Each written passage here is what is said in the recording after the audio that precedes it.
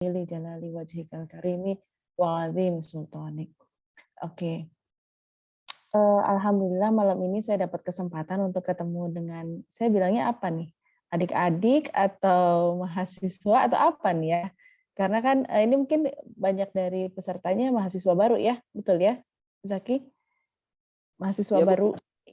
Oke. Walaupun mungkin juga ada juga wajah-wajah lama gitu ya. Ini ada Pak Profesor juga nih, Profesor Asep Saiful Malik. Selamat malam. Malam, Ibu. Oke, sehat ya semua. Alhamdulillah.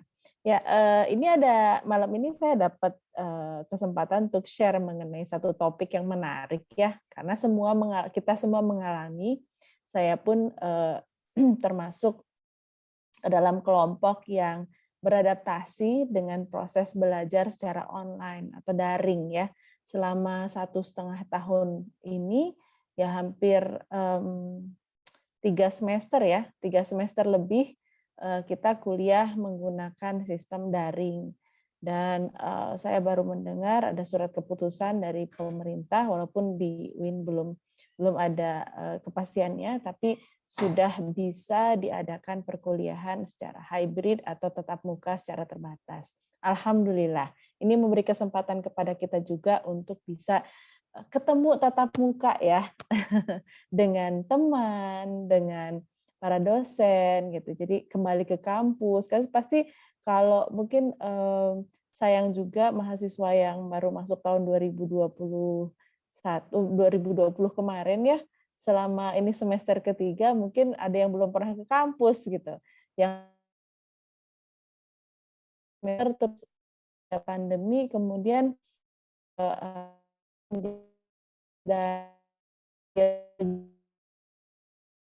siswa di kampus jadi lebih terbatas juga, bahkan mungkin kesempatannya berpeluang hilang.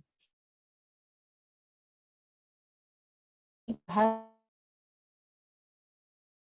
spesifik lagi saat belajar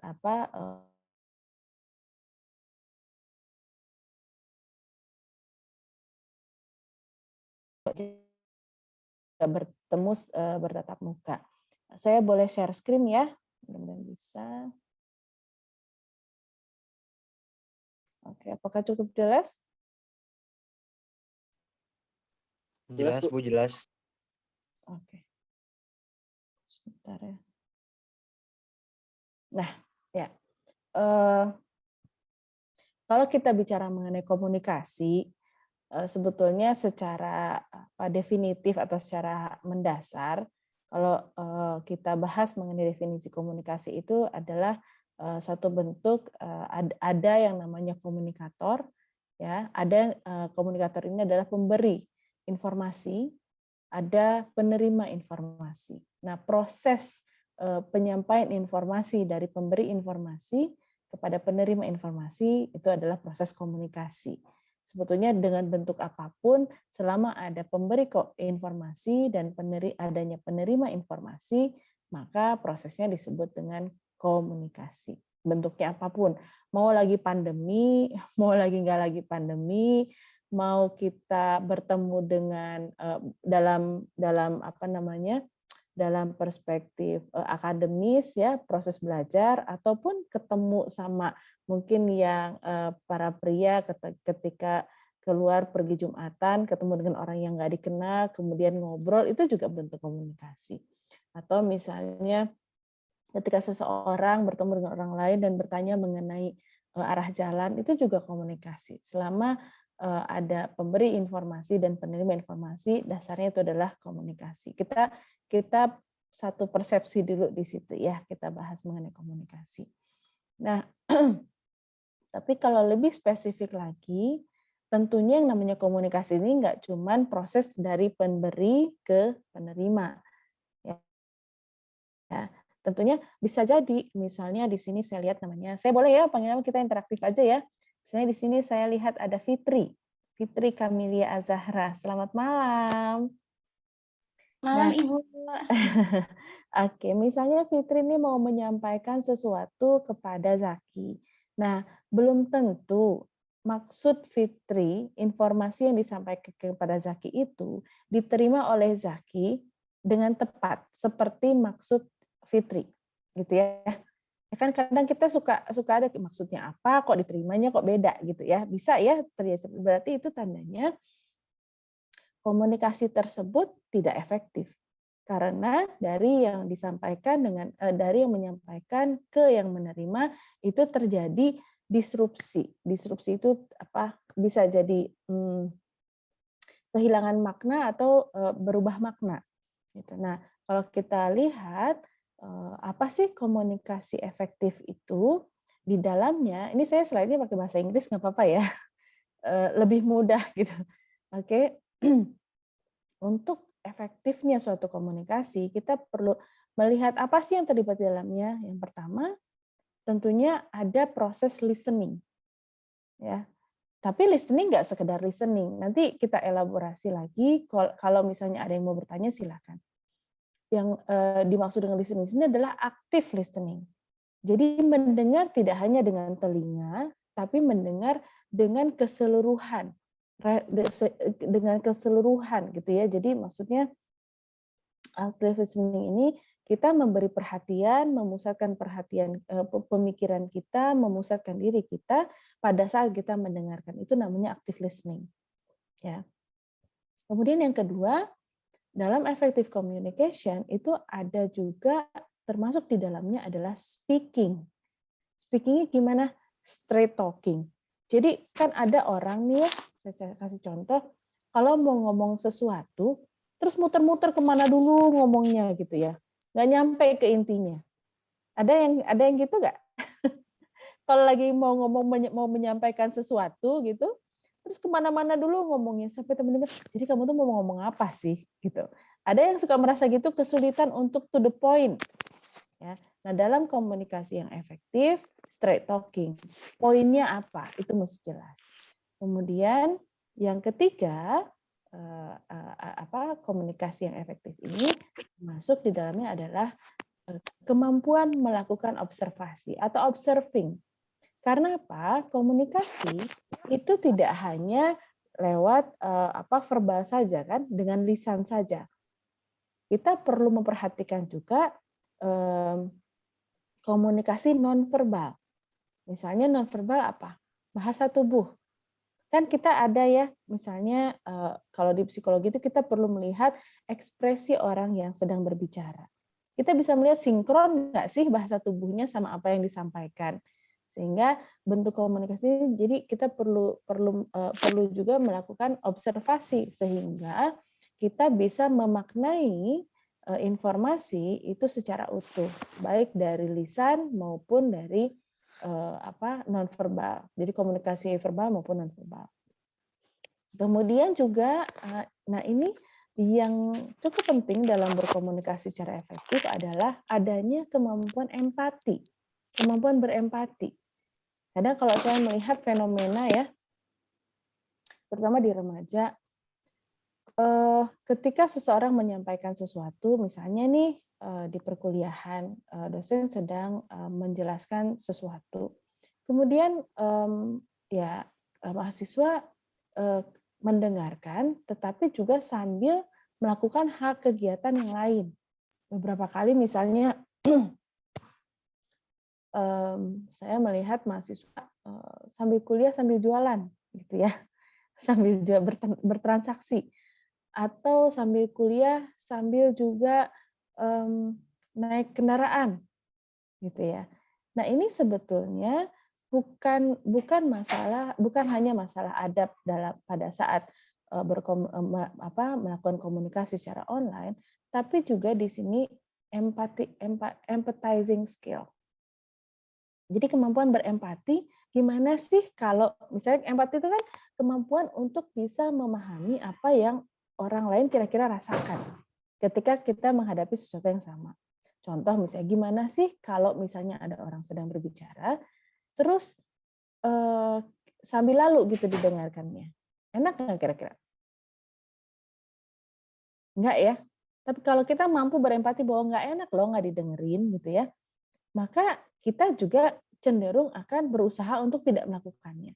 Nah, itu empathizing.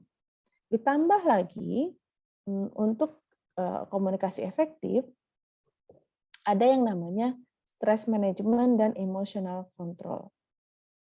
Nah, bagaimana pada saat kita berkomunikasi kepada orang lain, kita juga mampu mengelola stres dan juga mengelola emosi. Misalnya contoh gini, ada nggak di sini, saya mau tanya dulu ya, boleh nanti tunjuk tangan. Pada saat kuliah nih, kemudian dosennya tuh kelihatan banget lagi nggak moodnya lagi jelek. Kira-kira berpengaruh nggak ke proses perkuliahan atau proses penyampaian materi? Kira-kira pengaruh nggak? Pengaruh. Pengaruh. Oke. Ada yang pernah punya pengalaman seperti itu? Ini kenapa ya jadinya marah-marah gitu misalnya. Ini kenapa ya tiba-tiba main kasih tugas aja gitu. Ada nggak yang pernah merasakan seperti itu? Ada Ibu, waktu Ada. SMA. Oke, waktu SMA seperti itu ya. Nah, ini menandakan bahwa tidak semua orang, walaupun orang dewasa, itu mampu melakukan komunikasi secara efektif. Gitu. Ini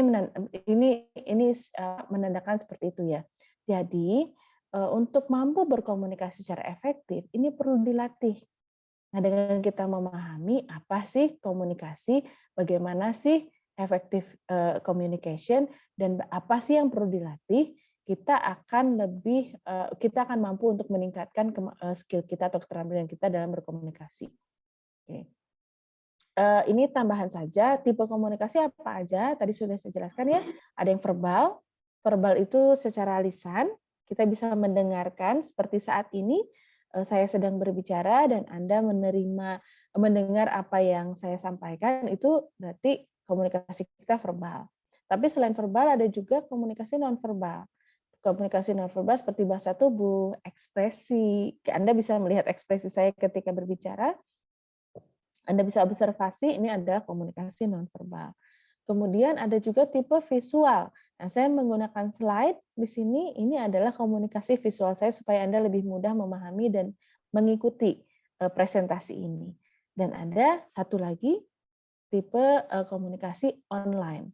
Tadinya dasarnya tipe komunikasi ada 3, tapi sekarang ditambah dengan komunikasi secara online. Ini sejak digital booming, ada komunikasi online. Saya mau tanya dulu dari sini. Boleh dijawab lewat chat ya? Oke, lewat chat dijawabnya. Umur berapa pertama kali bikin email? Boleh di chat. Umur berapa? Pertama kali bikin email atau bisa bikin email tuh umur berapa? Silahkan di chat. Masih ingat nggak? Misalnya aduh, dari bayi saya udah punya email, Bu, gitu. Ada juga yang jawab seperti itu. Oke. Oke, kita lihat di chatnya ya. Oke. Oh, 12 tahun, 11 tahun. Oke. Waktu SMA. Oke, terima kasih yang sudah menjawab. Oke, rata-rata di SMP mungkin awal atau pertengahan SMP ya. Ya, rata-rata pertama kali bikin email. Nah, sebetulnya email ini adalah bentuk komunikasi online. Karena zaman saya masih kuliah aja ya, ketahuan ya umurnya berapa, tadi udah disebutkan pada saat dibacakan CV-nya. Jadi ketika saya kuliah dulu, awal-awal kuliah dulu, nggak ada tuh email-emailan sama dosen, ngirim tugas lewat email gitu ya. Karena saat itu memang penggunaan email sebagai media komunikasi itu masih belum seperti saat ini. Kemudian saya tanya lagi deh di sini. Umur berapa pertama kali punya HP? Boleh di chat, jawab di chat. Pertama kali punya HP umur berapa? Pada dari bayi punya HP gitu ya? Sejak lahir, Bu, saya udah dipoto di selfie gitu ya sama ibu saya, ada juga yang gitu. Oke, SMP. Oh, SD ada juga yang sudah punya waktu SD. Oke. SD, oke. Wah, banyak yang jawab. Terima kasih sudah jawab. Ya, banyaknya SD ya. Banyak yang udah punya dari SD. Nah, sebetulnya balik lagi kalau zaman saya SD dulu, mana ada yang punya HP, beda zaman kita ya, beda generasi ya. Nah, tapi anak-anak sekarang ada yang dari TK, dari SD sudah punya gadget, gitu, sudah dibekali dengan gadget. It's okay, itu menunjukkan bahwa Anda hidup di zaman Anda yang memang dunia digital itu sudah menjadi bagian dari hidup Anda sejak SD bahkan ya. Gitu. Nah, kenapa saya tanya ini? Ini terkait dengan tipe komunikasi online. Anda sebagai millennials itu sudah lebih terbiasa merupakan bagian dari generasi digital natif. Pernah mendengar istilah digital natif? Anda dari lahir itu udah istilahnya itu dari orok tuh udah di apa istilah kan kalau misalnya native speaker itu kan berarti pembicara yang memang dari aslinya ya, memang bawaannya itu aslinya begitu. Nah, kalau Anda millennials aslinya memang digital ini udah bagian dari hidup Anda. Anda tuh digital native sehingga komunikasi secara online itu sudah biasa dilakukan sejak awal, sejak kecil. Tadi ya saya lihat udah punya HP sejak masih di SD. Nah, memang ternyata kalaupun sekarang ada ada komunikasi online, tapi kita perlu melihat bahwa keterampilan berkomunikasi secara verbal, secara lisan, itu merupakan keterampilan dan kualitas seseorang yang harus dimiliki oleh seseorang, terutama pada saat Anda akan bekerja. Gitu. Jadi walaupun hidup Anda selama ini, apalagi selama pandemi ya, nggak bisa ketemu orang, nggak bisa ngobrol di telepon lama-lama mungkin ya.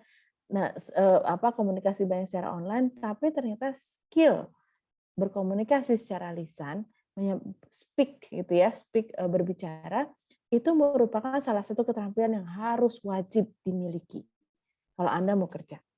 Gitu. Maksudnya mau sukses. Karena bagaimanapun juga pada saat berinteraksi dengan orang lain, Anda harus berbicara dan bagaimana caranya orang bisa memahami informasi yang Anda sampaikan, itu perlu keterampilan secara khusus. Nanti saya akan share sedikit mengenai speaking skill ya. Oke, nah saya mau tanya dulu nih. Kita kan sekarang ada di era new normal, ya. Saya mau tanya dulu nih, ada Munatul Fuadah, selamat malam. Ini panggilannya apa ya? Munatul atau Fuadah atau ada panggilan lain nih? Munatul, Bu. Munatul. Oke, selamat malam Munatul. Selamat malam. Nah, kalau boleh tanya nih, saya mau nanya nih, saat ini selama pandemi ini yang paling sering Anda berkomunikasi dengan siapa? Dengan orang tua. Dengan orang tua. Oke. Selain orang tua siapa lagi? Teman-teman di sosmed. Teman-teman di sosmed. Oke. Oke. Selain itu ada lagi? Tidak ada. Munatul kalau boleh tahu dari jurusan apa? Dan Psikologi, Bu. tahun psikologi. Oke. Angkatan tahun? 2021. Oke, selamat datang. Nanti kita ketemu insya Allah ya. Oke, selain itu ada nggak? Ini udah kuliah sudah mulai kan? Sudah. Nah, sudah mulai berkomunikasi dengan dosen dan teman di kampus? Oh iya, sudah. Oh sudah, oke. Nah ini kalau kita lihat ya, pada umumnya kalau kita lihat mahasiswa, siapa sih umumnya yang kita ajak komunikasi? Yang pertama ya tentunya keluarga dan teman-teman. Kemudian kalau sudah mulai kuliah ya dengan dosen, dengan staf di fakultas, dengan teman-teman kuliah. Kemudian juga selain itu juga mungkin ada yang ikut organisasi dari zaman SMA, ikut organisasi. Jadi atau misalnya seperti di LDK ini, organisasi LDK pasti kan ada komunikasi ya, walaupun lintas jurusan ada grupnya sehingga komunikasi terjalin. Nah, apakah ada bedanya antara orang-orang yang Anda ajak komunikasi saat pandemi dengan sebelum pandemi atau dalam situasi normal? Ada nggak bedanya? Boleh siapa yang mau jawab? Ada nggak perbedaannya? Ya? Ada yang mau jawab? Silahkan.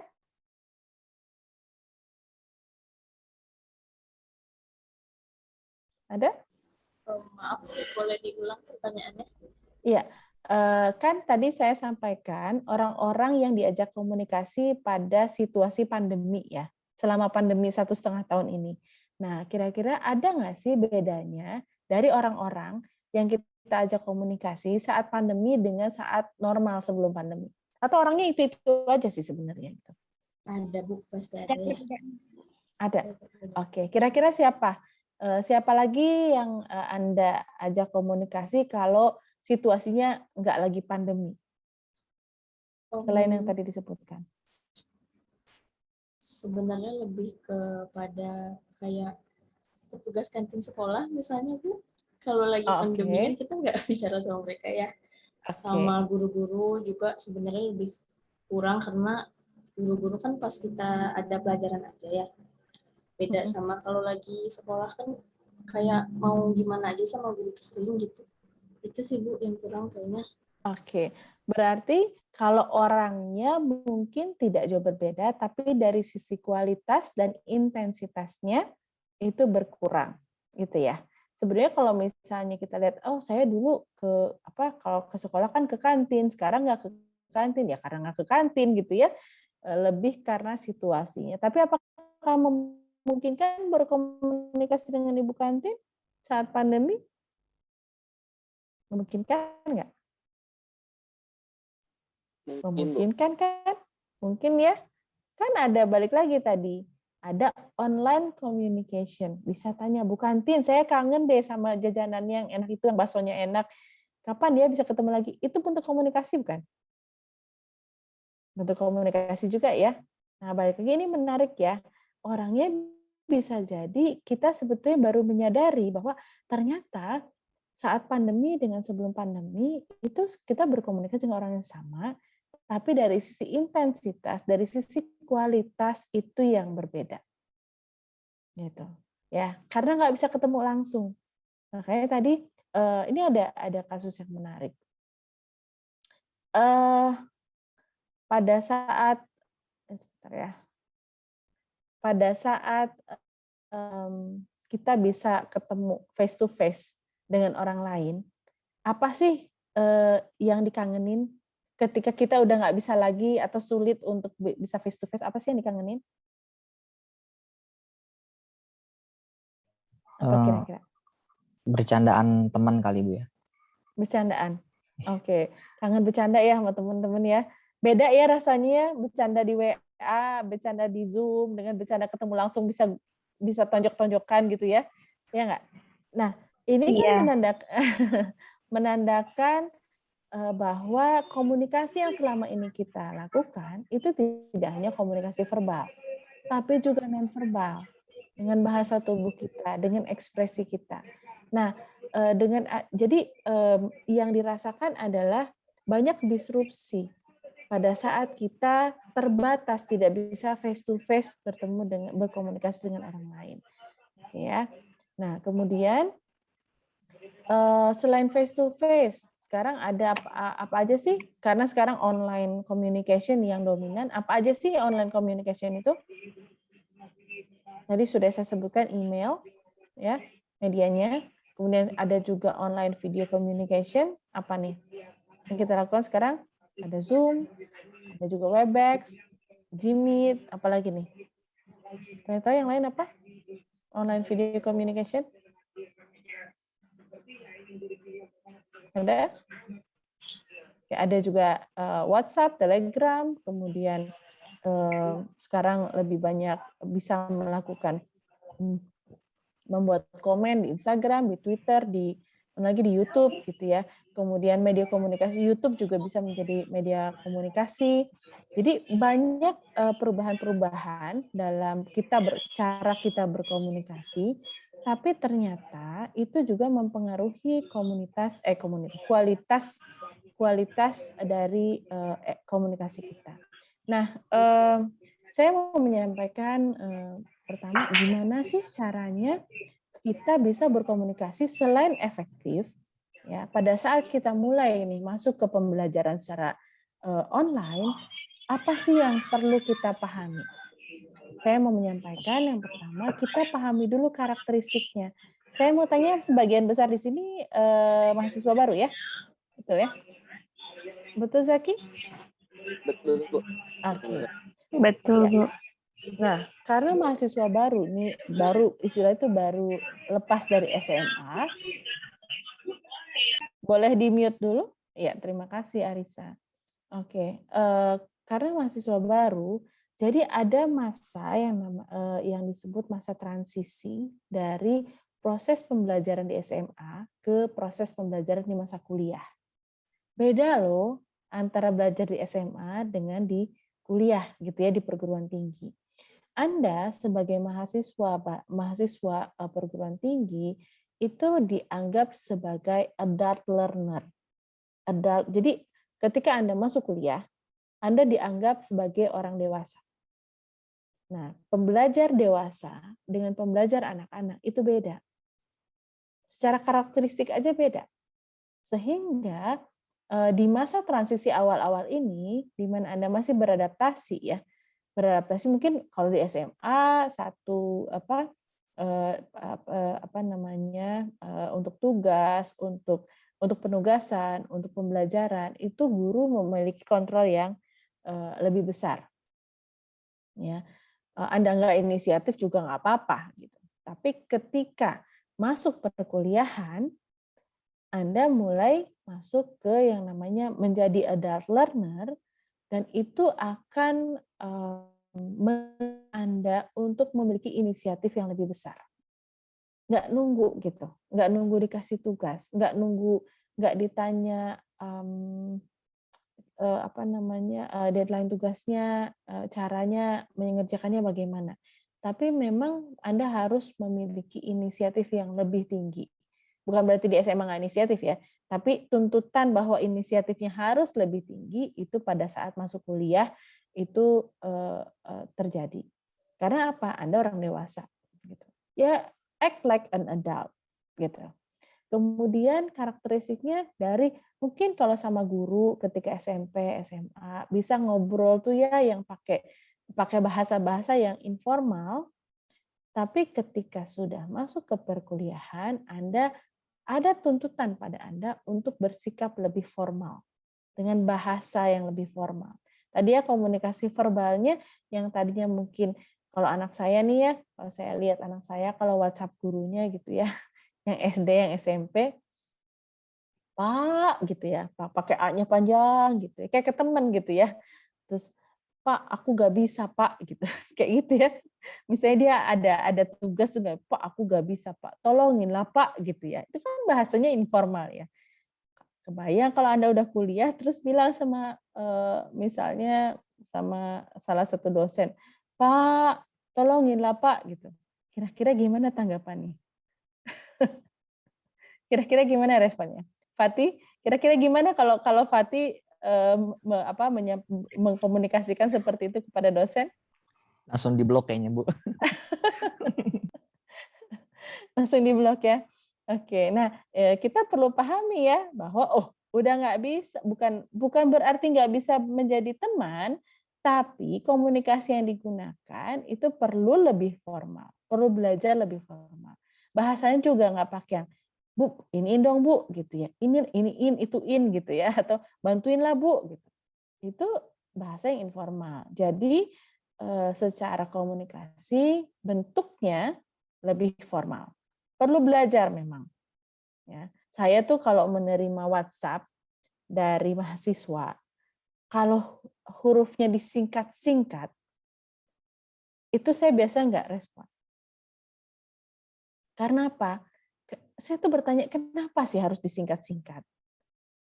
Kan nggak ada batasan ya WhatsApp itu ya, berapa banyak, nggak kayak kita bikin esai maksimal 450 kata gitu ya. Kan nggak gitu ya WhatsApp. Kenapa sih harus disingkat-singkat gitu ya?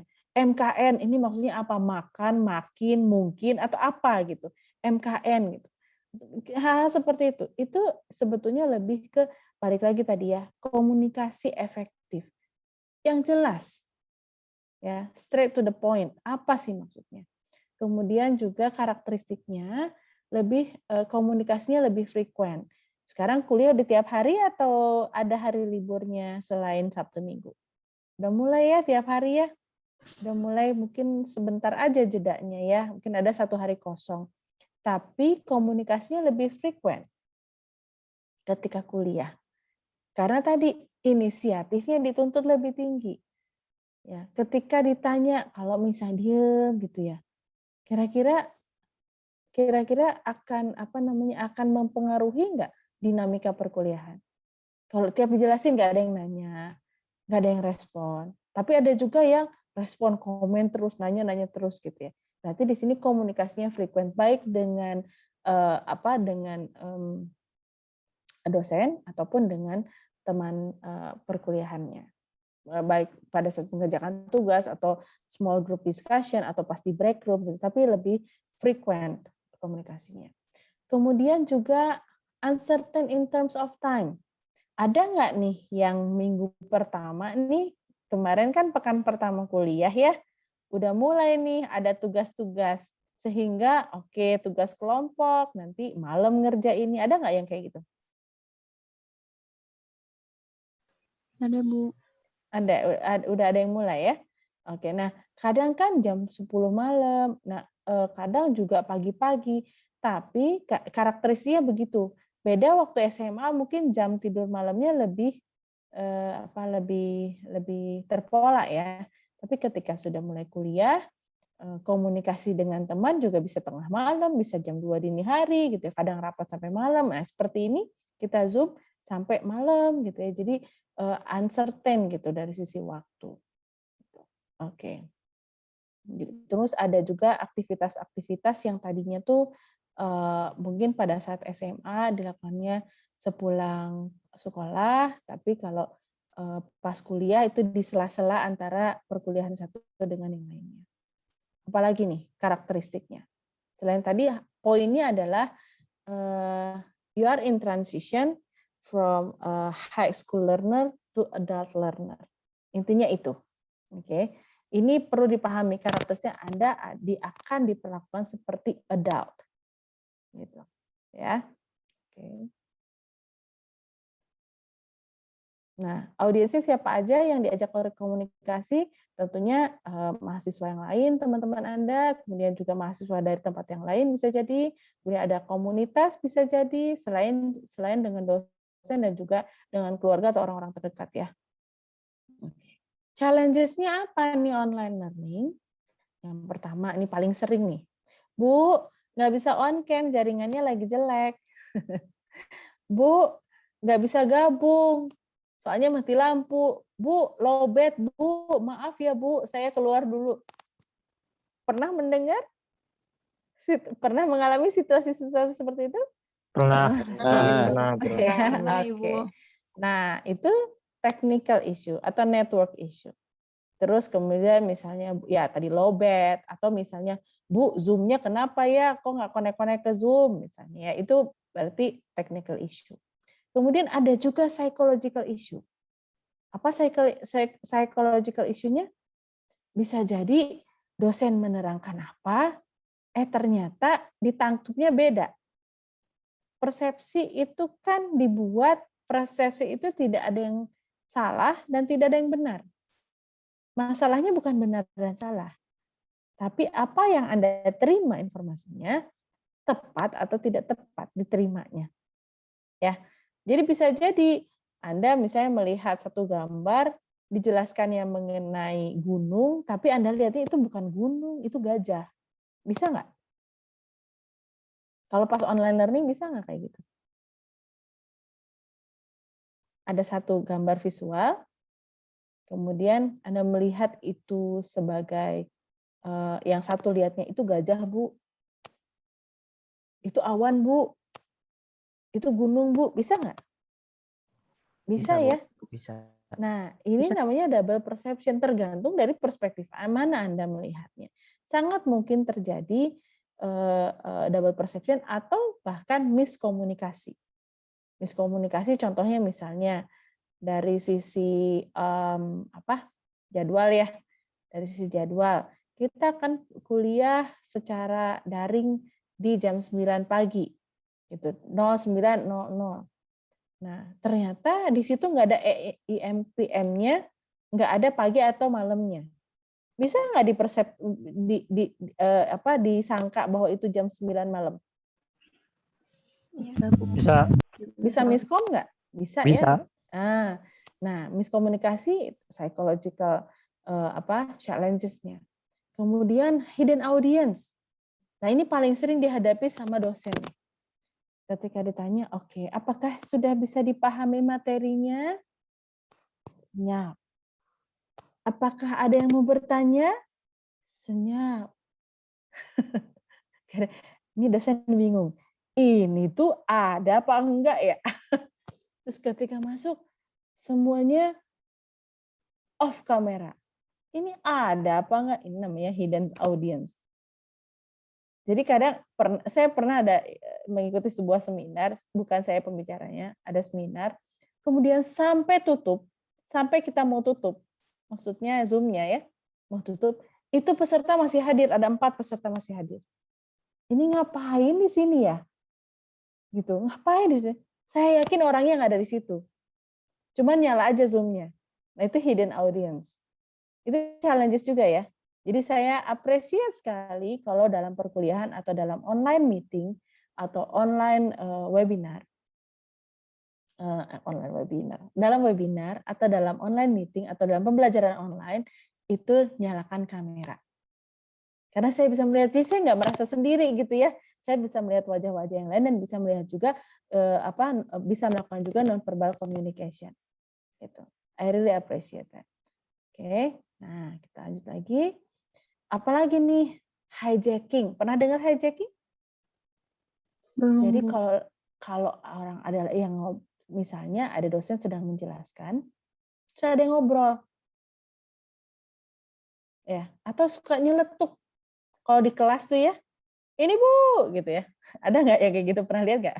Kalau kelas offline lagi luring kan kelihatan ya hijackingnya ya, gitu. Lagi menjelaskan, kemudian dia ngobrol sama yang lainnya, bikin obrolan pada saat seseorang sedang menjelaskan atau menyampaikan sesuatu. Atau ya tadi, suka nyeletuk-nyeletuk. Pada saat proses online bisa nggak? Ya, sering juga terjadi yang nyeletuk-nyeletuk itu, ada juga. Jadi bisa terjadi secara online maupun secara offline.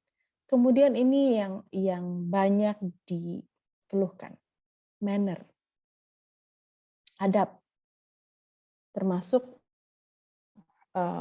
adab menyalakan kamera pada saat proses pembelajaran, kemudian adab mengenai berkomunikasi dengan dosen di luar jam perkuliahan.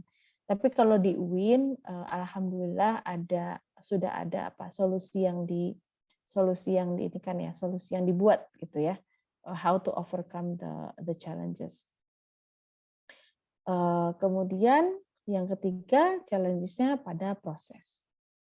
Prosesnya nggak ada flow komunikasi yang jelas, alurnya nggak jelas, kemudian objektifnya atau lesson plan-nya kalau dalam perkuliahan tuh lesson plan-nya nggak jelas gitu ya, dosen tidak menjelaskan kita mau ngapain sih hari ini, kan suka ada ya yang gitu ya. Kita mau ngapain sih hari ini, atau misalnya selama semester ini kita belajar apa sih, gitu. Itu nggak jelas, itu juga bisa menjadi challenges atau tantangan. Kemudian kalau nggak interaktif, kalau nggak melibatkan audiens dalam proses pembelajarannya, dia cuma satu arah gitu ya. Oke, apalagi nih dalam proses apa kira-kira yang jadi tantangan? Kalau yang Anda rasakan sebagai mahasiswa pada proses pembelajaran yang jadi tantangan apa sih yang sering jadi tantangan? Mungkin kakak-kakaknya Profesor Asep bisa menyampaikan kira-kira apa sih tantangannya ketika belajar online pada proses belajar online?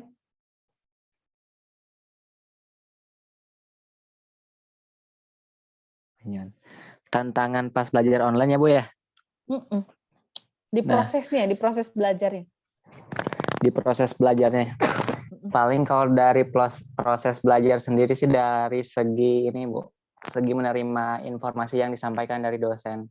Karena di samping memang dari gangguan sinyal kita yang kurang stabil ya, sehingga informasi yang tersampaikan ke kitanya selaku penerima materi itu kurang baik dipahami kayak gitu. Sehingga materi yang disampaikan itu tidak bisa dicerna dengan baik dan maksud dari tujuan poin ini itu apa sebenarnya, kayak gitu. Oke, berarti kayak ada learning loss gitu ya? Nggak semua materinya bisa dipahami gitu ya maksudnya? Iya, begitu. Paling itu sih Bu yang paling berasa. Tingginya. Tiba-tiba pas ujian, apa ini, kapan dijelasinnya gitu ya? Oke. Terima kasih Asep. Ya, kita lihat nah bagaimana dong dengan adanya challenges ya pastinya kita juga berpikir mengenai bagaimana apa solusinya kira-kira. Kalau kita bahas, kita lihat solusi untuk technical issue. Jelas sih kalau network-nya jelek, ya cari tempat yang network-nya lebih baik. Jadi nggak tiap di bagian rumah, di bagian sini itu networknya jelek, jaringannya jelek. Ya di situ lagi, kuliahnya di situ lagi, ya berarti kan nggak nyari solusi ya. Jelas. Find network that works. Terus, Bu, HP-nya nih Bu, sering lowbat. Find the right gadget. Bukan berarti harus beli yang baru, ya ganti baterainya. Cari solusi.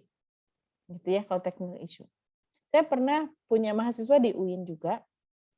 Ketika saya mengajar, saya apresiasi sekali. Ketika awal pandemi dulu, jaringan, jadi kan pada pulang kampung, dia pulang ke kotanya masing-masing. Dia lumayan jauh dari kota dan jaringannya itu tidak bagus. Tapi setiap hari dia akan pergi ke tempat yang dia tahu jaringannya itu bagus. Maksudnya jaringannya lumayan bagus, Pak. Lokasi paling bagus gitu, di dekat kampungnya.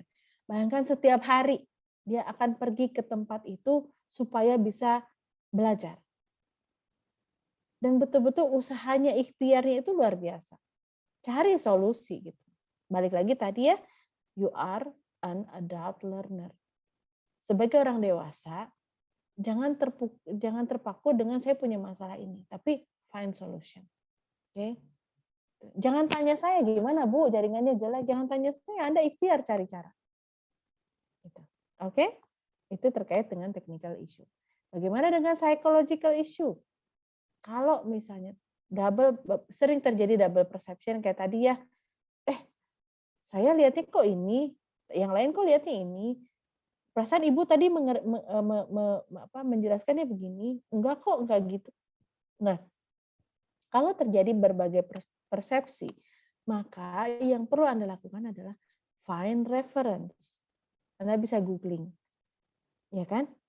Cari referensinya, tambah referensi sebanyak mungkin. Dan kalau bisa, sebelum proses belajar, Anda sudah punya prior knowledge. Maksudnya pengetahuan yang sudah dimiliki sebelumnya. Bisa baca dulu, bisa cari resumenya, mungkin dari kakak tingkat atau dari buku gitu. Jadi supaya persepsi Anda lebih tepat, cari referensi dan milikilah pengetahuan yang mendasari untuk bisa memahami ilmu yang akan Anda pelajari atau Anda terima. Kemudian yang bagaimana dengan hidden audience? Kenapa ada rules bahwa kamera harus on? Ini sebenarnya untuk menghindari hidden audience tadi. Jelas ya?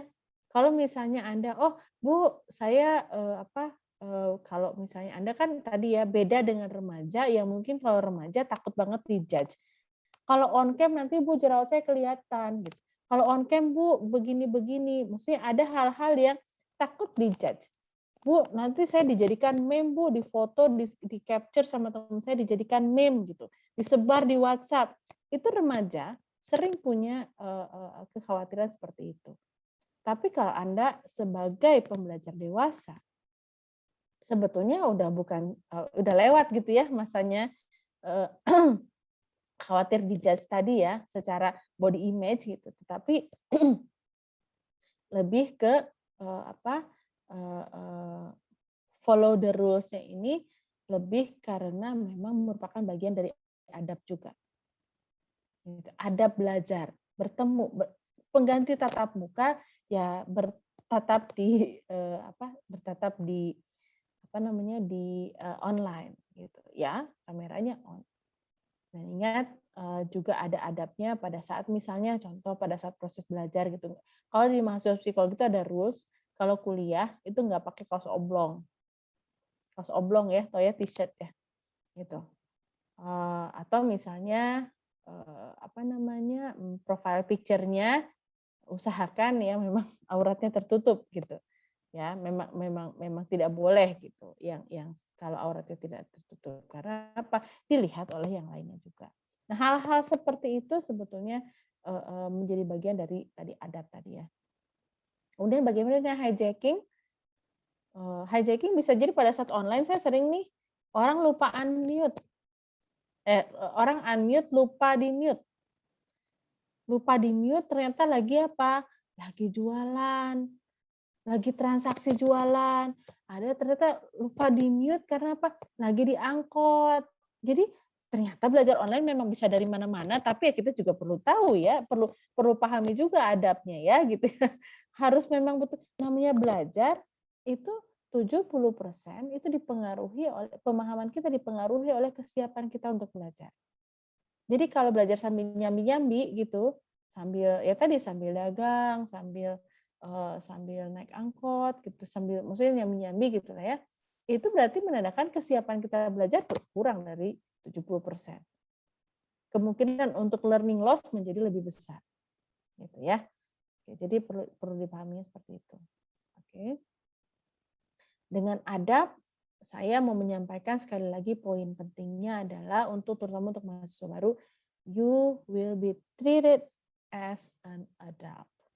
Anda akan diperlakukan sebagai orang dewasa. Jadi maksudnya pendidikan Anda adalah pendidikan tinggi. Di mana di sini adab nggak perlu lagi dikasih tahu, ayo on cam gitu ya, nggak kayak anak SD atau SMP ya. Ayo on cam gitu. Ya udah, Anda sebagai manusia dewasa memang rules-nya on cam, sebisa mungkin ya on cam. Gitu. Itu salah satunya ya. Tapi terkait dengan adab, adult learning perspektifnya perlu ditanamkan. I am adult. Oke. Ya. Nah, untuk proses kalau objektifnya nggak clear, langsung disampaikan aja objeknya apa, maksudnya subjeknya apa, objektifnya apa. Gitu. Misalnya, Bu, saya ini penjelasan mengenai materi ini kurang jelas, boleh kita diskusi lebih lanjut? Sampaikan. Because you are an adult. Disampaikan, Bu, saya belum cukup jelas mengenai materi ini. Disampaikan. Gitu. Enggak yang misalnya gini, sebenarnya mau minta tambahan tugas untuk naikin nilai. Ya ini sering terjadi nih. Bu, kenapa sih nilai saya B? Bisa nggak Bu saya naik ke A? Kira-kira dosennya ngasih nggak? Kira-kira nih, dari pengalamannya siapa nih ya? Taki mahasiswa angkatan berapa Taki? Ada Taki Malik di sini. Masya Allah. Semester 5 ya Bu. Semester 5. Pernah nggak? Aduh nilainya mau dinaikin itu. Pak, minta tugas dong Pak, mau naikin nilai. Pernah nggak gitu? Alhamdulillah enggak ya Bu. Enggak ya. Pernah nggak punya temen yang, aduh kok nilainya B sih, kok nggak A sih gitu? Ada nggak yang gitu? Ada ya Bu, ada. Ada. Terus gimana caranya supaya jadi? Kira-kira dosennya ngasih nggak? Kenapa Ibu? Misalnya kalau minta, Bu, minta tugas dong Bu supaya nilai saya jadi A. Dosennya ngasih nggak?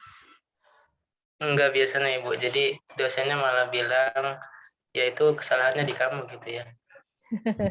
Nah balik lagi, itu sering terjadi.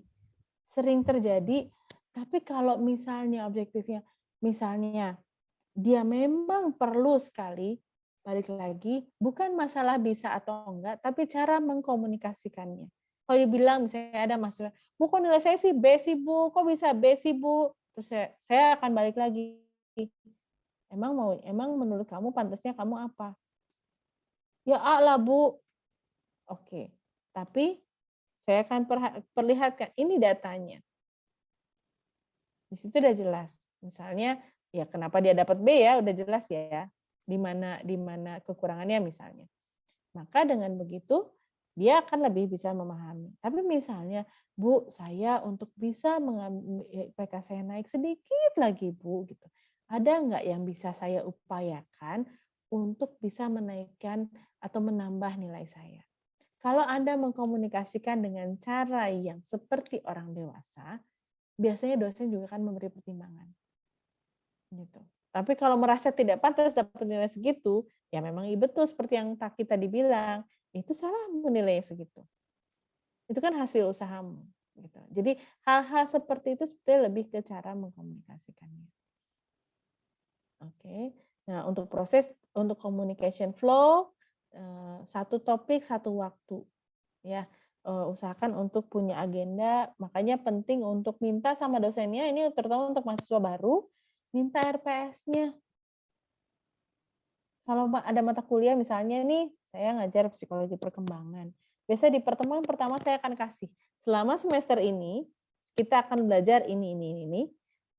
Anda lihat RPS-nya atau Anda lihat agendanya selama 16 pertemuan dan Anda siapkan setiap pertemuan itu dimulai dengan prior knowledge. Jadi Anda udah punya pengetahuan yang mendasar. Jadi Anda udah baca dulu gitu loh sebelum kita ketemu di kuliah. Nah seperti itu kan jelas objektifnya. Kalau misalnya kurang interaktif, ya nanya atau minta komentar seperti yang tadi saya lakukan, atau saya sebut nama mahasiswa atau audiens untuk minta komennya seperti yang saya lakukan ke Taki barusan. Jadi lebih ke proses dan ini bisa dilakukan. Simple sih kayaknya, tapi it's important, penting. Oke. Nah, secara umum sebetulnya kalau secara materi ya terkait dengan komunikasi online udah selesai, tapi saya mau kasih tips, terutama pada saat bicara, ya. Oke. Ada kelihatan nggak gambar di sini? Kita lihat di sini speaking rate-nya ya. Di sini. Nggak cepat banget sini. Ya, nggak lambat banget juga. Tapi ada kira-kira di tengah tapi pace-nya supaya lebih jelas, lebih lambat. Kemudian intonasi. Pitch-nya nggak tinggi terendah, tapi cenderung lebih dinamis. Kemudian jangan lupa pada saat Anda memberi komentar atau pada saat Anda memberi tanggapan, sebutkan nama. Oke, sebutkan nama pada saat Anda berbicara. Oke. Kemudian kalau Anda sudah berbicara, jangan di tengah kemudian nggak jadi deh Bu. Saya sering tuh kayak gitu. Ya tadi yang mau tanya nggak jadilah Bu nanyanya gitu. Atau Bu pertanyaannya saya sama dengan teman saya. Saya yakin sekali walaupun pertanyaannya sama, tapi kata-kata yang disampaikan kan bisa jadi beda ya. So finish your talk. Kalau Anda sudah mulai, selesaikan walaupun sama. Gitu ya. Kemudian pastikan pada saat sebelum belajar cek dulu suaranya. Tes suara speakernya jalan apa enggak gitu ya. Jangan sampai pas udah proses pembelajaran baru tahu kalau ada problem. Gitu. Oke, itu materi dari saya untuk malam ini. Jadi intinya adalah yang dari semua yang saya sampaikan, saya ambil poin, you are an adult learner dan you have to learn to improve your communication skill. Sekarang sedang online, semua prosesnya online, bukan berarti komunikasi Anda baik secara verbal, non-verbal, dan juga visual, dan juga online, itu nggak improve. Gitu ya. Jadi usahakan untuk terus improve menjadi lebih baik lagi. Itu kira-kira yang bisa saya sampaikan. Saya kembalikan ke moderator kepada Zaki untuk memulai sesi tanya jawab ya. Silakan Zaki, terima kasih. Baik, terima kasih kepada Ibu Dia ya, Dani yang sudah menyampaikan materi mengenai seni berbicara saat kuliah dari apa yang dia sampaikan dari awal sampai akhir itu semuanya isinya daging semua ya. Artinya memang sangat luar biasa sekali apa yang sudah dia sampaikan. Sedikit ataupun banyaknya waktu itu mudah-mudahan ya apa yang dia sampaikan itu tentunya dapat kita cerna baik-baik dan tentunya dapat kita amalkan. Amin. Oke teman-teman, selanjutnya akan ada sesi tanya jawab. Nah untuk teknisnya, jadi buat teman-teman yang mau bertanya boleh terlebih dahulu menggunakan fitur raise up, apa itu namanya? Raise hand. Maaf ya. Jadi teman-teman kalau yang mau bertanya boleh pakai fitur raise hand dulu ya. Oh ya udah ada dari Teh Munatul Wadah. Enggak, pada Teh Munatul Wadah. Boleh langsung open mic aja Teh. Enggak.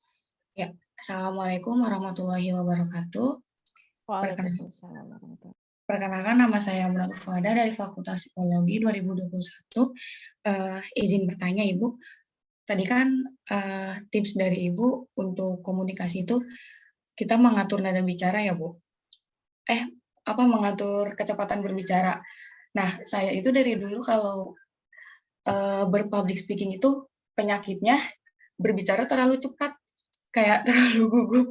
Terus bicaranya tuh terlalu cepat, jadinya apa yang disampaikan terkadang kurang jelas gitu. Terus kayak langsung ngeblank, kayak saya nggak tahu apa yang mau saya sampaikan, tapi yang penting saya bicara aja gitu. Nah itu jadi kelihatan itu jadi kayak ngebut, kayak buru-buru, kayak orang yang dikejar-kejar gitu. Ada nggak sih cara buat ngatasinya? Soalnya itu jujur sangat mengganggu. Terima kasih.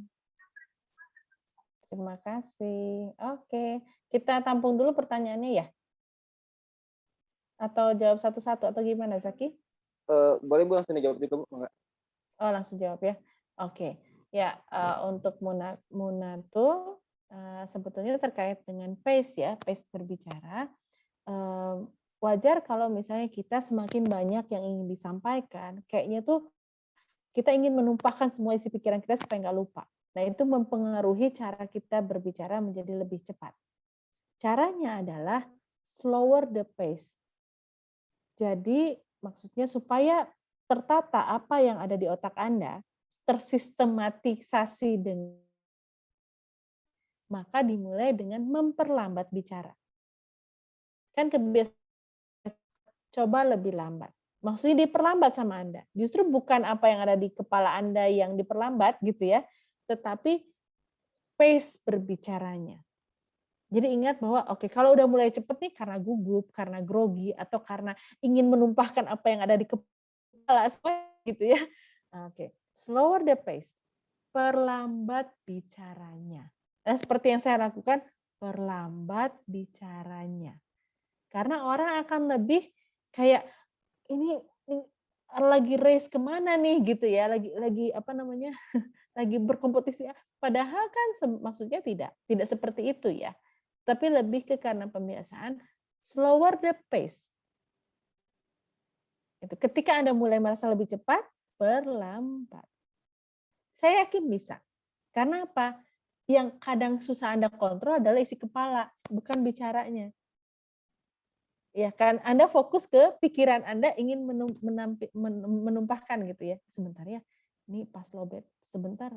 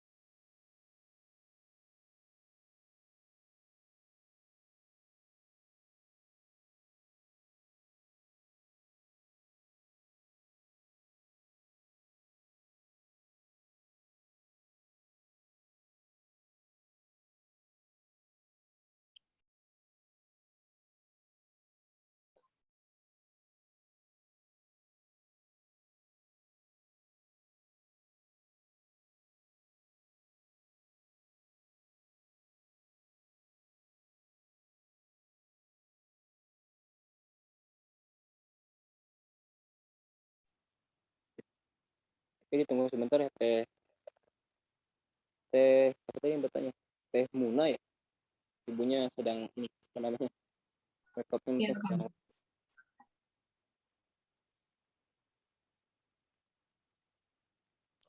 Oke, mohon maaf barusan apa? Ya. Oke, sudah lebih jelas? Saya harus berpindah posisi karena apa? Lowbat baterainya. Oke, sebentar ya. Ya. Munartul, apakah sudah cukup jelas? Sudah, Bu. Sudah ya. Jadi slower the pace, maksudnya bukan pikirannya yang karena gini, kalau kita bicaranya lebih melambat, maka otak juga akan lebih sistematis mengeluarkan kata-kata, memproduksi kata-kata yang akan Anda ucapkan. Coba latih, insya Allah bisa. Karena it works gitu. Ya, mudah-mudahan bisa dipraktekkan nanti. Slower the pace bukan pikiran yang di slowing down, tapi berbicaranya yang lebih ditata, diperlambat. Oke? Ya, mudah-mudahan cukup jelas. Silakan pertanyaan berikutnya. Oke. Yang selanjutnya dari Kang Fatih Ukasyah. Semoga Kang Fatih boleh on cam open mic. Assalamualaikum warahmatullahi wabarakatuh. Waalaikumsalam warahmatullahi wabarakatuh. Perkenalkan, nama saya Muhammad Fatih Ukasyah dari Fakultas Syariah dan Hukum, jurusan Perbandingan Mazhab dan Hukum. Izin bertanya Ibu tentang kebiasaan atau sesuatu yang saya anggap baik, belum bisa saya anggap baik atau buruk gitu. Saya tidak sadar atau belum bisa menilainya gitu. Yaitu hal saya lebih mementingkan orang lain gitu, Bu. Kayak misalkan saya susah menolak atau ketika orang lain minta tolong gitu ya.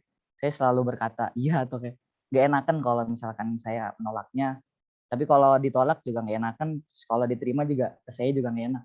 Tapi sekarang itu masih susah dihilangkan gitu. Itu gimana ya Bu, untuk bisa meluruskan gitu. Terima kasih Bu. Oke, terima kasih pertanyaannya. Ini menarik, agak out of topic, tapi nggak apa-apa, itu bagian dari komunikasi ya. Oke. Nah, sebetulnya ini walaupun mungkin tidak secara langsung di perkuliahan daring ya komunikasinya, tapi secara umum ini terkait dengan communication skill. Ya, cara bagaimana Anda terampil berkomunikasi, karena salah satu bagian dari komunikasi adalah asertif. Asertif itu adalah kemampuan untuk mengekspresikan, mengutarakan pendapat, perasaan, pemikiran kepada orang lain dengan cara yang tepat. Di dalamnya adalah berani menolak. Ya. Nah, bagaimana sih kalau saya nggak enakan gimana, Bu? Yang pertama perlu ditelaah, apakah Anda berfokus pada perasaan ataukah pada pikiran? Ya, mana yang Anda kedepankan? Nggak ada, ini bukan masalah bagus atau jelek ya, tetapi Anda tipe orang yang lebih mengedepankan perasaan atau pada saat menghadapi tantangan atau pada saat berinteraksi dengan orang lain, ataukah Anda termasuk orang yang mengedepankan pemikiran? Semakin Anda dewasa, semestinya Anda bisa menyeimbangkan antara pikiran dan perasaan Anda. Jadi kalau tips dari saya, ketika muncul perasaan nggak enak, ya coba dibalance, diseimbangkan dengan logika Anda atau pemikiran Anda. Kira-kira benefitnya, dan benefit itu apa ya? Keuntungan ya. Istilah itu mudarat sama manfaatnya itu gimana? Itu kan perlu pemikiran, kan? Ya, nggak cuma mudarat sama manfaat kalau Anda mengatakan iya dan tidak secara perasaan jadi enak atau enggak, tapi mulailah pikirkan ya manfaat dan konsekuensi dari apa yang Anda akan putuskan, menerima atau menolak. Jadi mulai biasakan dulu itu, dibiasakan selain mengedepankan perasaan tadi kan, kalau nggak enakan itu kan berarti kan perasaan ya, coba bukan di switch ya, tapi dimulai untuk Anda juga memikirkan, kira-kira bagi saya dan bagi orang lain, manfaat dan mudaratnya apa. istilahnya itu kayak plus minusnya lah dipikirkan sebelum Anda mengatakan iya atau tidak. Sehingga Anda punya objektif yang jelas. Tadi kan ya tantangannya adalah ketika berkomunikasi adalah nggak jelas objektifnya gitu. Kenapa Anda nolak, kenapa Anda nerima, nggak tahu. Pokoknya nggak enak aja gitu kan. Kalau mengedepankan perasaan. Tapi kalau mengedepankan tidak sekedar perasaan, namun juga pemikiran Anda, insya Allah biasanya Anda punya alasan yang lebih objektif. Gitu. Oke. Semakin dewasa, semakin apa namanya? Semakin akan mempengaruhi gitu. Semakin nggak enakan, nanti Anda semakin dimanfaatkan ya. Ya kan? Nah, jadi as an adult, sebagai orang dewasa, belajarlah untuk lebih seimbang antara perasaan dan pemikiran Anda. Dan Anda nanti akan lebih asertif juga, karena punya alasan yang objektif. Oke? Mudah-mudahan bisa membantu ya.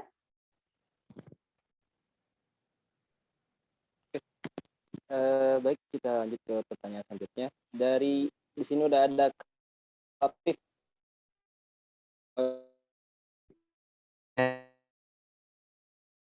Mohon maaf, ini saya bertanya yang terakhir. Sebelumnya, Assalamualaikum warahmatullahi wabarakatuh. Waalaikumsalam. Ya, sebelumnya perkenalkan, saya Apif dari jurusan dari Fakultas FISIP dari jurusan Ilmu Politik. Yang pertama-tama, sebelumnya Ibu dosen kan sudah mengajar secara daring atau secara online ini kan sekitar 2 tahun ya Bu, kalau nggak salah? Hampir 2 tahun ya. Hampir 2 tahun. Nah, untuk itu bagaimana ya, saya juga tadi merasakan, tadi kan sempat menyinggung topik tentang bagaimana efektivitas seseorang berkomunikasi gitu. Nah, tapi saya ingin mungkin membahasnya di luar topik itu, tapi masih ada sedikit bukan udah selama 2 tahun mau daring ini, dan Ibu pasti sempat menganalisis gitu, kecenderungan mahasiswa kan pasti ada yang berubah.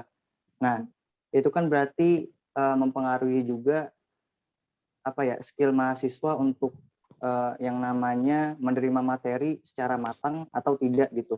Nah, mungkin saya bisa mewakili teman-teman yang ada di sini, bagaimana ya Bu gitu, cara atau tips paling efektif dalam kita tuh menerima pembelajaran gitu, versi Ibu aja gitu kan, soalnya Ibu pasti memperhatikan mahasiswa lebih cenderung kemana nih, suka yang mana nih gitu, kalau misalkan dosen ngajar kayak gini. Itu mungkin dari saya. Thanks ya Bu, mungkin bisa dijawab dengan baik. Wassalamualaikum warahmatullahi wabarakatuh. Terima kasih. Waalaikumsalam warahmatullahi wabarakatuh. Terima kasih Apip. Ya, dari proses saya juga melalui proses belajar juga menghadapi millennials nih, yang pastinya saya jauh lebih gaptek dibandingkan para mahasiswa ini. Tapi yang pertama tentunya kita beradaptasi, terus beradaptasi, terus belajar. Karena yang namanya proses dengan menggunakan media digital secara online, nggak apa-apa. Secara online itu kan yang namanya teknologi digital itu kan cepet banget ya, cepet banget, ada yang baru gitu ya. Kita harus catch up. Jadi saya sebagai dosen juga perlu untuk update terus nih. Kira-kira yang tepat proses pembelajarannya ke mahasiswa apa? Kalau saya dalam proses pembelajaran, walaupun mungkin mata kuliah yang saya ampu itu lebih ke banyak teori gitu ya, tapi kan kalau ceramah bosen ya, ya nggak? Kalau ceramah bosen, jadi saya menggunakan games interaktif, gitu, kemudian menggunakan quizzes, dan saya biasanya kalau di psikologi itu saya ada analisa film dengan menggunakan video, gitu, kemudian juga banyak gitu ya media-media yang lain yang tidak harus kita tuh ceramah gitu. Dan kalau misalnya menggunakan kayak aplikasi-aplikasi yang memudahkan juga, jadi saya juga belajar menggunakan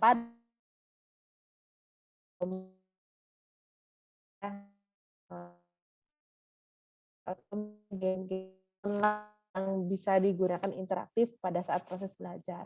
Nah, selain memang secara materi itu kita sudah punya plan.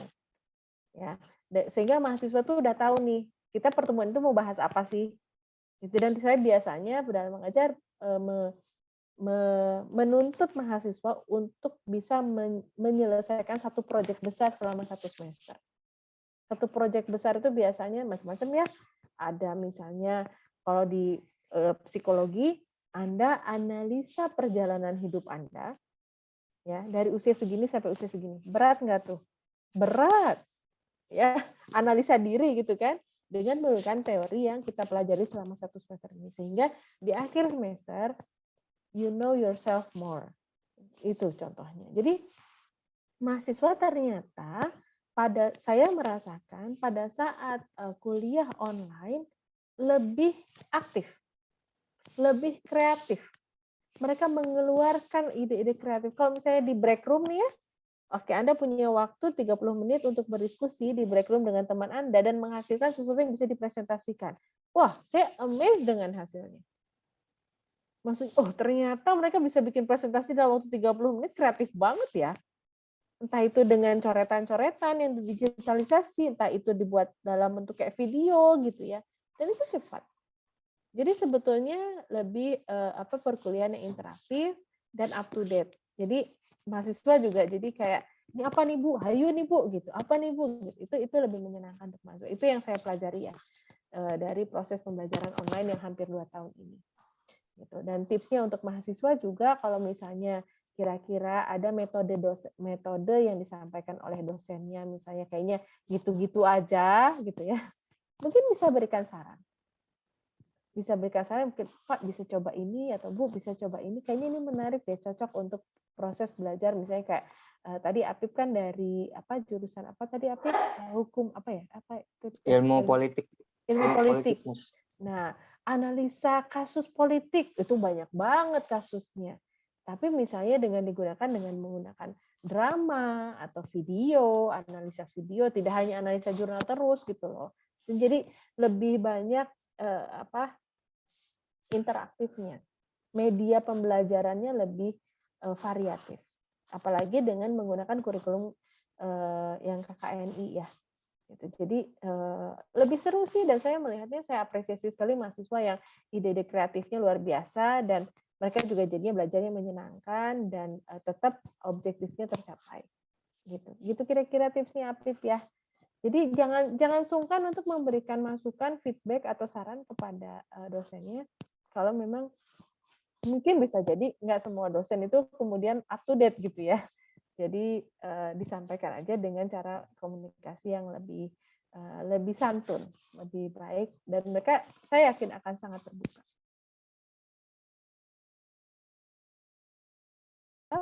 Ini ada pertanyaan satu lagi, Zaki, di chat. Oh ya Bu, dari Kang Ebi mungkin ya ini. Pertanyaannya izin bertanya. Kadang seseorang ingin bertanya tapi ada saja rasa malu, akhirnya tidak jadi bertanya. Jadi gimana ya Bu tips untuk menghilangkan rasa malu Bu ketika bertanya? Share screen ya buat Kang Ebi sebentar. Kok nggak muncul? Sorry.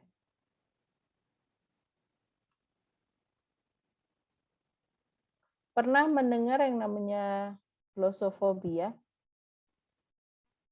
Ada yang pernah mendengar glossofobia? Pernah Ibu, pernah. Pernah ya? Pernah. Pernah ya? Oke. Ada yang mengalami glossofobia? Tuh. Glossofobia itu kalau nggak salah dia ketakutan dalam berbicara di hadapan banyak orang ya Bu ya? Ya. Ini langsung ditodong aja nih kalau udah malu. Ya, glossofobia. Saya mau saat malam-malam. Glossofobia itu ketakutan untuk berbicara depan publik, ya.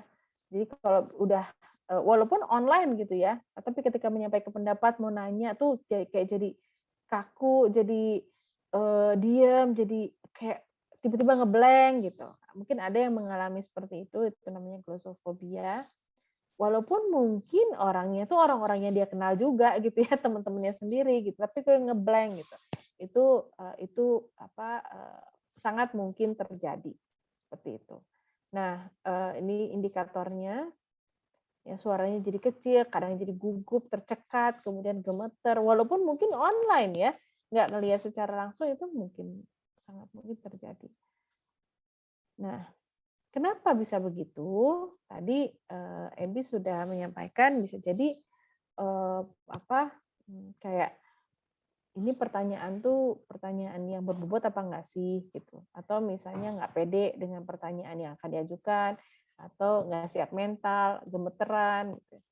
Ingat bahwa ini terkait dengan self confidence ya, dengan self confidence. Gimana sih caranya? Nah, ini ada beberapa tips sih, mengetahui ekspresi, sadar apa sih yang bikin gugup gitu, sehingga Anda bisa membuat persiapan yang lebih baik.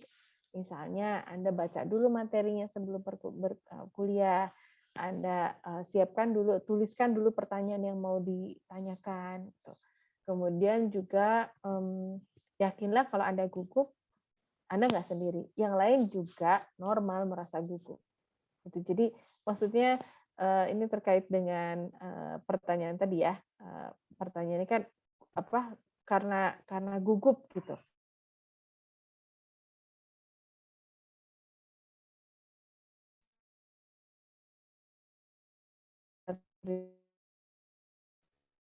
Malu, yang lain juga punya malu kok. Maksudnya nggak perlu merasa bahwa saya satu-satunya orang yang paling pemalu di dalam ruangan ini gitu ya. Itu kan karena apa? Kan ada barrier psikologis. Tapi coba dibalik. Saya pemalu. Apakah ada orang pemalu yang lain di ruangan ini atau di dalam kelas ini? Jawabannya biasanya ada. Oke. Saya gugup. Coba tanya kanan dan kiri. Kamu gugup nggak hari ini mau UTS? Kamu gugup nggak? Jadi bisa nanya, saya yakin jawabannya banyak yang iya gugup. You are not alone. So, try. Kalau mau mencoba, masih sulit, buat persiapan untuk Anda bisa mencoba. Tulis dulu pertanyaannya, atau baca dulu materinya. Bisa kan? Tadi balik lagi poin saya pada malam ini, you are an adult learner. Find solution. Ya salah satunya dengan bertanya malam ini juga kan tipsnya apa Bu gitu ya, itu salah satu ikhtiar untuk mencari solusi. Tidak hanya sekedar itu, bisa bisa dilakukan, bisa dilatih. Gitu. Nanti pertama lagi latihannya latihan presenting skill, kemudian tidak hanya communication skill ya, tapi juga presenting skill, facilitating skill. Gitu. Jadi terus ditambah referensinya. Itu kira-kira ya untuk Ebi, mudah-mudahan cukup jelas. Dan satu lagi ya ada nih Zaki, terakhir dari kolom chat dari Geluh Niwara. Pertanyaannya, bagaimana cara tanpa merasa takut tuh, karena selama pandemi ini sangat mempengaruhi dalam berkomunikasi terhadap orang baru. Oke. Ya, saya juga saya melihat fenomena itu juga. Sekian lama nggak ngomong langsung sama orang, gitu ya. Saya agak ini ada salah satu cerita, saya mulai dengan sebuah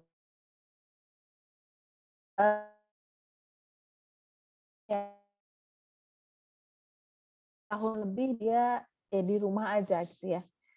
Jarang berkomunikasi selain dengan keluarga dan juga sekolahnya ya dengan guru dan temannya. Itu pun selalu dengan online, nggak pernah keluar rumah. Satu kali ketika sudah memungkinkan keluar rumah, saya ajak dia ke tempat makan. Kita sarapan pagi-pagi, tempatnya nggak rame. Terus saya bilang, ketika dia udah mengambil bagiannya dia, langsung aja ke kasir gitu kan. Saya bilang, bayar aja sendiri. Dia ketika dia bilang, hah? Ke kasir gitu kan. Anak laki-laki remaja. Terus ngomongnya kayak gimana? Kaget nggak saya? Terus ngomongnya kayak gimana? Saya bilang ke kasir ngomongnya kayak gimana gitu kan. Bisa jadi ini karena sekian lama dia nggak berinteraksi secara langsung dengan orang, jadi bingung mau ngomong apa. Padahal mungkin ketika di sebelum pandemi atau ketika saya seumur dia, itu sesuatu yang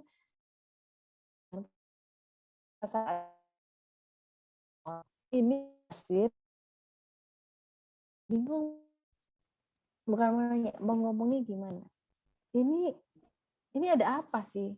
Oh, ternyata karena memang situasi-situasi sosial yang dialami maksudnya jadi terbatas kan selama pandemi ini. Sehingga untuk memulai interaksi lagi, jadi kayak perlu adaptasi lagi. Nah, intinya gimana caranya? Mulai saja. Just do it. Nggak usah overthinking baiknya gimana-gimana. Yang penting adalah, pertama, you are an adult, pahami itu. Kemudian yang kedua, kalau Anda memiliki rasa malu atau untuk berinisiatif itu berat gitu ya, persiapkan diri. At least cari tahu dulu. Misalnya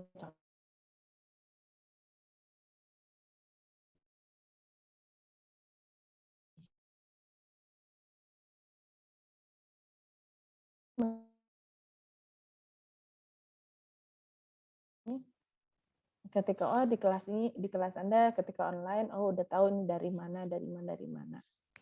Anda bisa memulai pembicaraan dengan referensi yang Anda punya. Saya yakin bisa, sorry ya. Sebentar saya minum ya.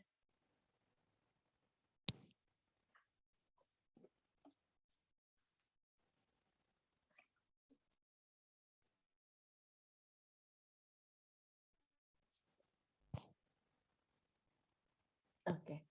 Ya, seperti itu kira-kira ya. Jadi kalau tips dari saya, mulai. Dan selama pandemi, satu lagi. Sebagai latihan, usahakan punya waktu untuk membaca. Membaca apapun, baca berita, baca buku terutama. Karena apa? Perbendaharaan kita bertambah kalau kita berkomunikasi dengan orang lain. Sebagai pengganti komunikasi, karena kita semakin terbatas untuk berkomunikasi dengan orang, maka untuk menambah referensi kita, baca. Nggak suka baca, nonton film. Itu akan kayak di charge gitu, kemampuan berbahasa kita. Ya nggak? Coba. Kalau nggak, usahakan baca. Saya selama pandemi ini menyelesaikan banyak sekali novel. Untuk apa? Untuk sebenarnya lebih ke recharge kemampuan bahasa. Selain juga ada kesenangan tersendiri gitu ya. Kira-kira itu tambahannya Zaki. Mudah-mudahan cukup jelas untuk siapa tadi, untuk Galuh ya. Terima kasih. Baik, terima kasih kepada Ibu yang berikan jawaban terhadap pertanyaan-pertanyaan yang disampaikan oleh kita. Mungkin teman-teman barangkali mungkin buat waktunya karena akan sudah habis untuk pertanyaan jawab kita cukupkan saja. Terus selanjutnya mungkin ada sesi dokumentasi mungkin maka kepada operator mungkin boleh di ini mungkin Teh Hanisa untuk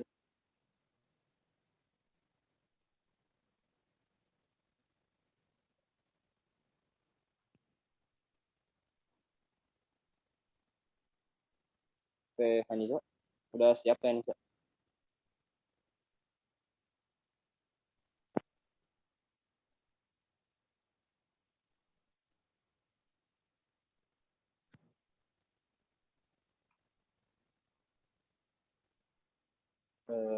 Teh Hanisa mungkin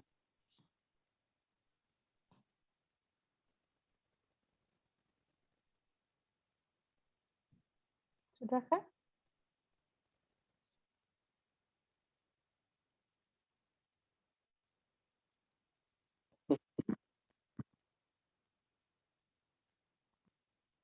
Sepertinya sudah Bu. Sepertinya sudah.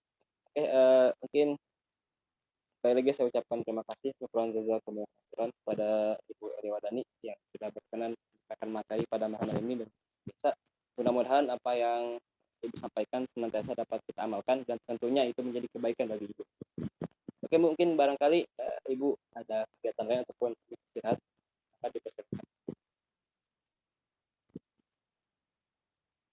Oke, mungkin agak putus-putus Zaki. Oh, mohon maaf Bu. Ya mungkin barangkali jikalau Ibu ada kegiatan lain ataupun senantiasa ingin bergerak, maka Bu boleh karena Oke. Ya, terima kasih semuanya. Saya izin leave. Mudah-mudahan apa yang bisa materi malam ini bisa menambah wawasan, terutama untuk mahasiswa baru mengenai pembelajar dewasa, gitu ya, dalam bagaimana berkomunikasi dengan orang lain, siapapun itu, baik orang yang lebih senior, yang lebih junior dalam proses pembelajaran, baik secara daring maupun secara luring. You are an adult, jadi tunjukkan bahwa Anda memang manusia yang sudah dewasa dan berperilaku seperti manusia dewasa. Itu aja pesan saya dari saya. Terima kasih waktunya dan sukses untuk kegiatannya ya semuanya ya, sampai akhir, sampai besok. Mudah-mudahan Allah berikan kemudahan dan kelancaran dan bisa memberi manfaat untuk semuanya.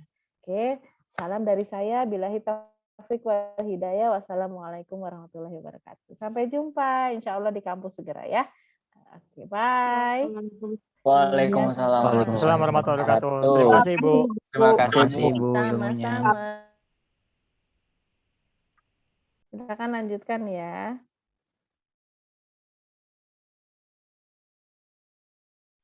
oke teman-teman, barangkali itu saja untuk pemaparan pada malam ini. Sebelumnya saya ucapkan kepada Ibu Yawati yang sudah menyampaikan materi dan pada malam ini. Mungkin saya mohon maaf izin pamit undur diri. Mohon maaf jika kalau banyak salah kata pada saat saya memimpin jalannya pematerian pada malam ini. Assalamualaikum warahmatullahi wabarakatuh. Memberikan kepada Kang Asep selaku MC, enggak?